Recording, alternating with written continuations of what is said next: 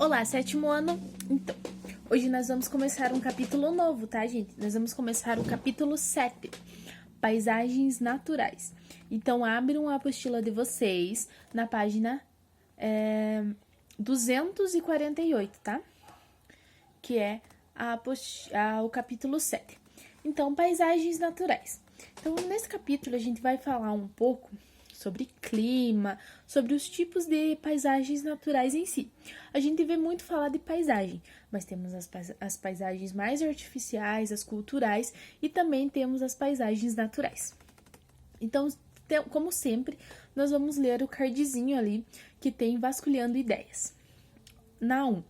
Defina com as suas próprias palavras o conceito de paisagem. Então, vocês vão pensar assim com vocês. Dá para vocês colocarem no caderno de vocês também, tá?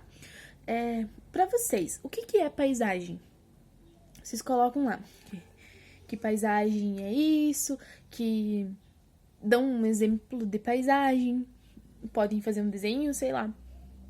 Vão falar isso, tá? Na 2. Ainda amparado aos seus conhecimentos pela definição inicial que vocês tiveram de paisagem, vocês vão relacionar o que seriam, então, as chamadas paisagens naturais para vocês. Então, o que são as paisagens naturais? Tem diferença de uma paisagem para outra? Uma paisagem natural, o que é? E o objeto de conhecimento objeto de conhecimento deste capítulo, que é a paisagem natural, né? Que outras paisagens são possíveis para serem analisadas? Então, vocês vão colocar, além da paisagem natural, quais são os outros tipos de paisagens que a gente pode observar? Que a gente nota que temos diferentes tipos de paisagem, tá? E a 3. Você saberia definir a paisagem da sua cidade? E discuta e compare com seus colegas as ideias de paisagem. Então, ali na 3, vocês vão pensar assim, aqui em Candói, como que é o tipo de paisagem aqui da cidade, gente?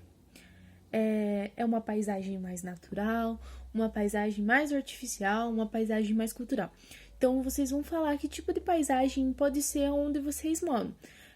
Observem e pensem, parem um pouco, para observar em roda, para ver como que são essas paisagens. Porque a gente observando, a gente consegue observar que como um lugar é muito diferente do outro e que cada um tem as suas particularidades, cada lugar tem um tipo de vegetação, cada lugar tem um tipo de construção e tudo mais. Também a gente pode levar em consideração como um lugar ele é mais alto que o outro e isso.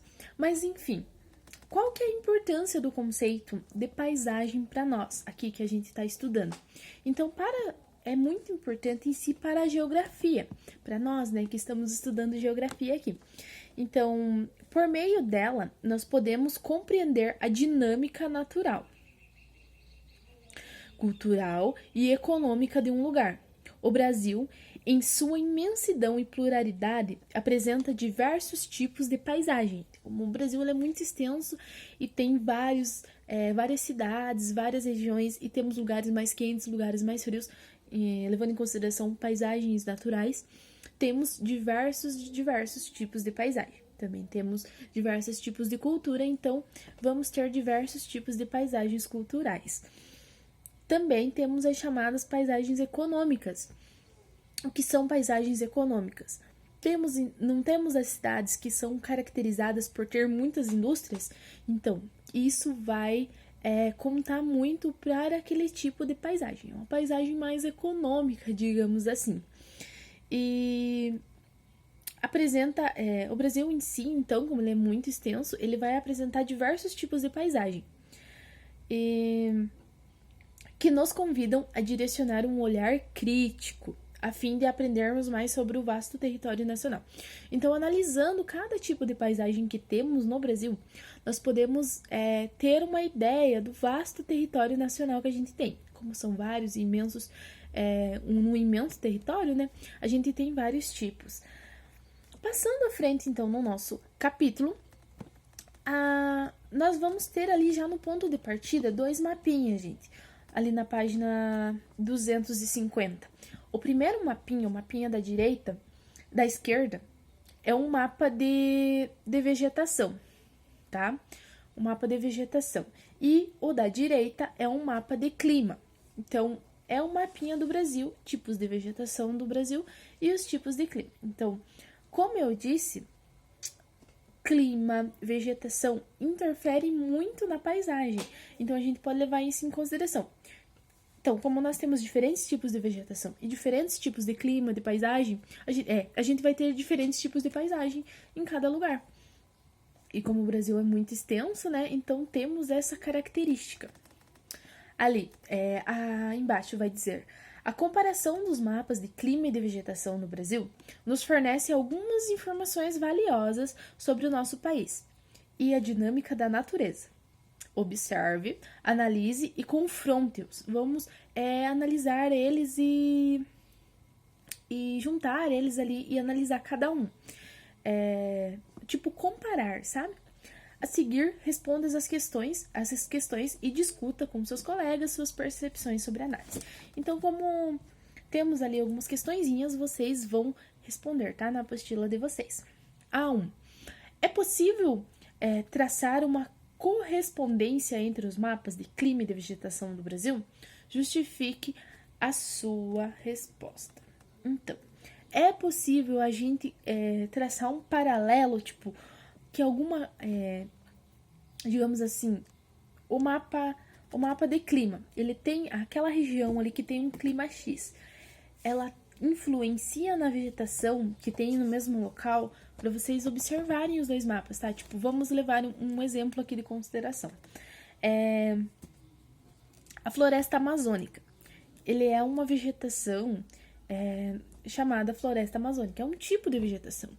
E vai ter consequências num tipo de clima, que lá é o clima equatorial. Então, se vocês observarem nos dois mapinhas, a gente pode observar, vocês podem colocar esse exemplo, tá, gente? Que ali na região da floresta amazônica temos o clima equatorial dominante naquela região. Então, sim, ali a gente pode ver um tipo de correspondência. Então, nós vamos ter essa relação de clima e de vegetação nos mesmos lugares, tá? E também a gente pode observar que obedece vários tipos de limite. Tipo, um lugar ali na fronteira, ali ele vai começar a esquentar de uma cidade para outra. Então, o tipo de vegetação já vai mudando.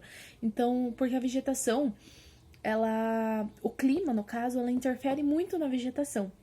Se um lugar é mais quente, a vegetação ela é mais rala ou mais densa. É assim, tá? Se um lugar é mais seco, tem um tipo de vegetação específica. Na 2, analisando os mapas, preencha a tabela e o clima e suas perspectivas e sua respectiva vegetação. Então, clima, vai ter o clima equatorial, tropical típico, tropical atlântico, subtropical, tropical semiárido e tropical de altitude. Vegetação, temos a floresta amazônica, cerrado, pantanal, matas de cocais, mata araucária, Campos Gerais, caatinga e floresta atlântica. Então, vocês vão colocar, gente, ali os climas certinhos, sabe? Esses que eu falei são os tipos de clima. Então, vocês vão colocar na ordem ali, preencher, sabe? E na 3, qual o clima e a vegetação presente em sua localidade? Vocês vão colocar aqui no Paraná. Que tipo de clima que a gente é predominante aqui no Paraná? E qual o tipo de vegetação que a gente tem aqui no Paraná, tá? Na região sul em si, mas mais fácil, ter uma localização melhor aqui no Paraná. E vocês vão colocar ali. Agora vamos começar a falar das chamadas paisagens naturais, que é o tema central do nosso capítulo de hoje.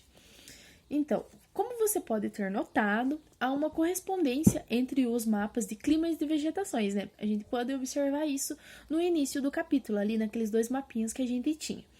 E isso porque a natureza, ela obedece uma dinâmica.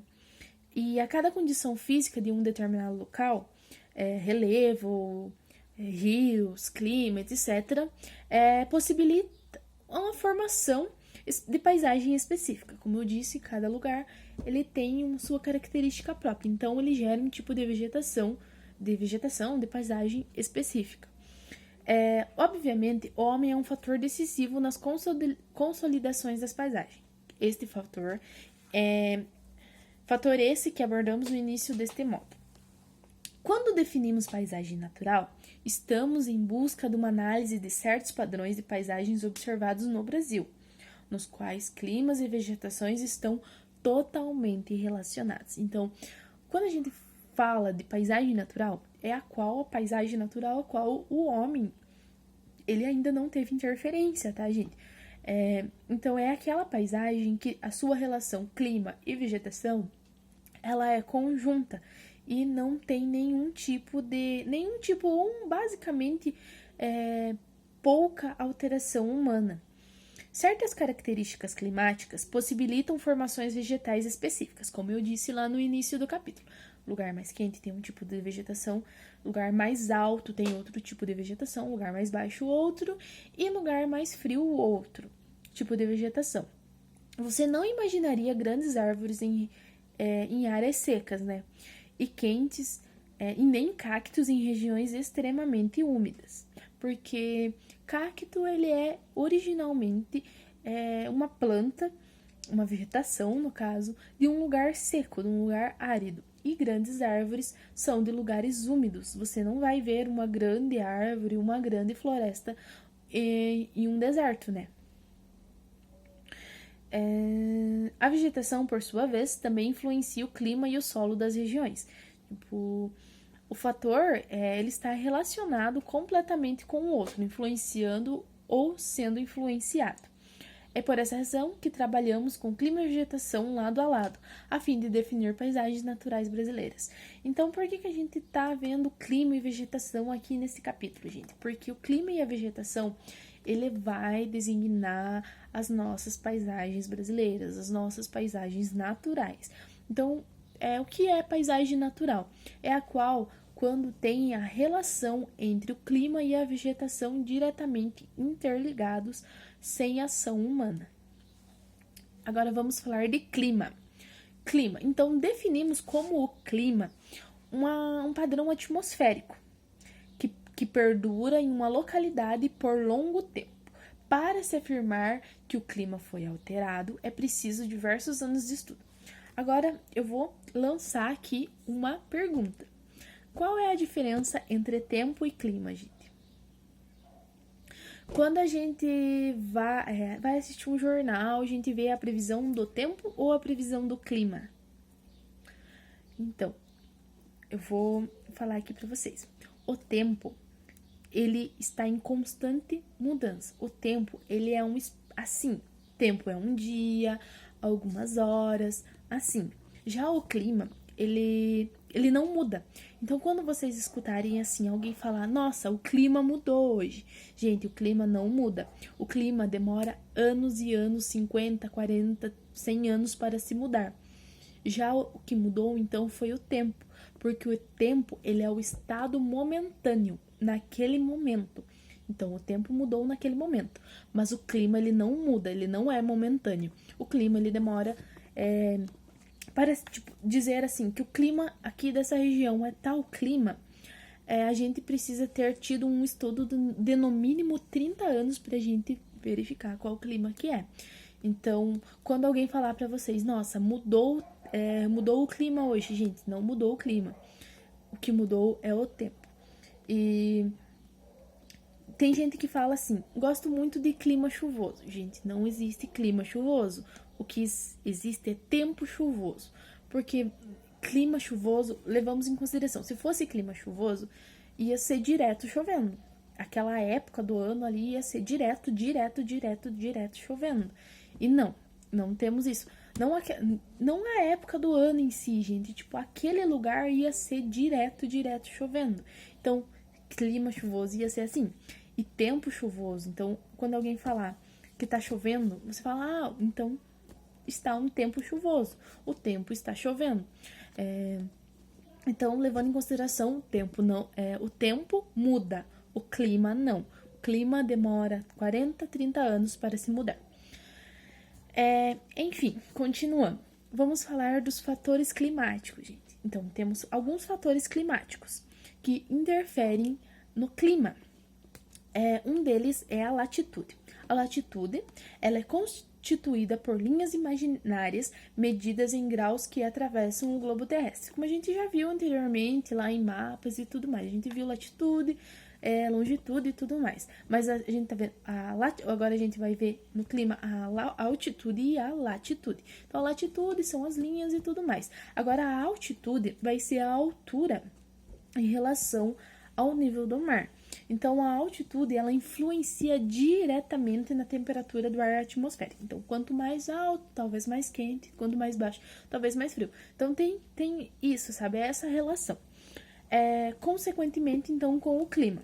Como regra geral, podemos adotar que quanto maior a altitude, menor será a temperatura do lugar. Então, o que isso quer dizer, gente? Quanto maior a altitude, por que em algumas cidades é mais frio? Tipo, levamos em consideração aqui. Para quem já foi para Guarapuava, todo mundo sabe que é muito frio. Mas por quê?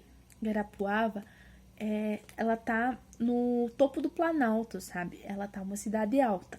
Agora, em Prudentópolis, que está abaixo da Serra da Esperança, é um lugar mais quente, gente. Então, podemos comparar assim. Em Prudentópolis é mais quente e Guarapuava, que está em uma altitude mais alta, é mais frio. A cada 100 metros de altitude, perde-se cerca de 1 grau. Aí, esses locais apresentam queda de temperatura. Então, quanto mais alto, mais frio.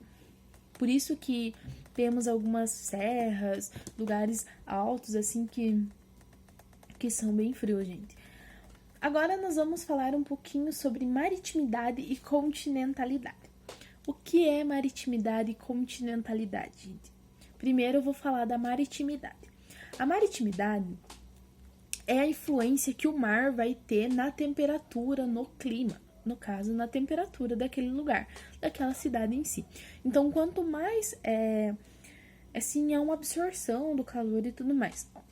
O calor é absorvido e irradiado de volta para a atmosfera de maneira diferente na água e nas terras imersas. Então, o que isso quer dizer? Então, que vai ter uma diferença de temperatura, de calor, de frio, nas cidades que são mais próximas de uma grande porção de água, como mares e grandes lagos, do que aquelas cidades que estão no meio do continente. A gente pode considerar muito as cidades que estão próximas do mar e as cidades que, tipo, Candóia aqui.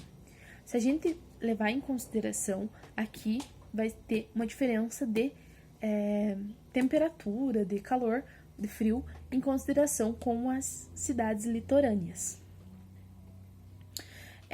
A água demora mais tempo para absorver o calor solar e também para irradiar este calor durante a noite, ou seja, esfriar. O inverso ocorre nas áreas continentais, que absorvem e irradiam o calor com maior velocidade.